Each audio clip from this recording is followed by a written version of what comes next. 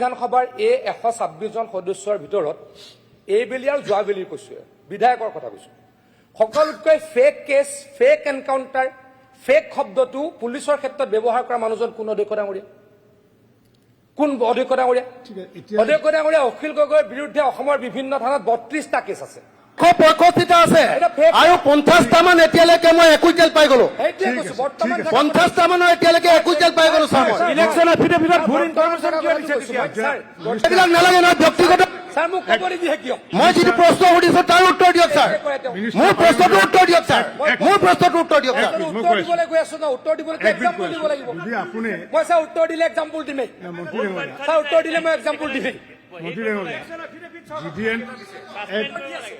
আপনাৰ জিডিএনটিৰ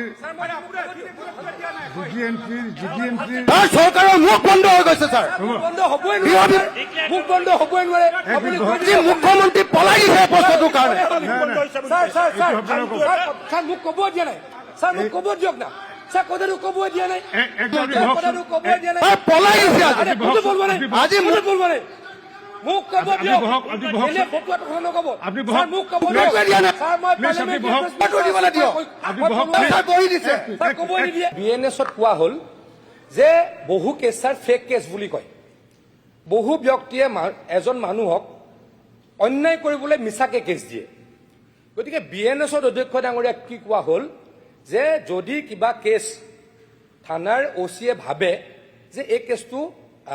কগনিজেবল নহয় non cognizable মই সুধি আছো জিডিএনটি সংখ্যা কিমান স্যাৰ জিডিএনটি সংখ্যাটো সুধিছো ক'ব দিয়ক জিডিএনটি নাম্বাৰৰ কথা সোধাই নাই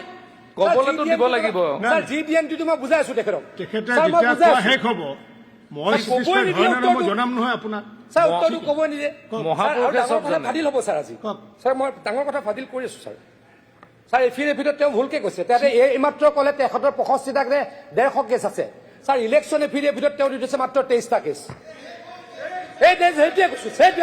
ডাঙৰ ফাদিল হ'ব স্যাৰ তদন্ত হ'ব লাগে মহোদয় তেওঁ সদস্যতা বাতিল হ'ব লাগে অধ্যক্ষ মহোদয় according to government data he has 32 cases and he has given in the affidavit that he has only 23 cases sir 10টা কেস ভুলকে দিছে স্যার এফিডেভিটখন আমি কেস কোর্টত যাম স্যার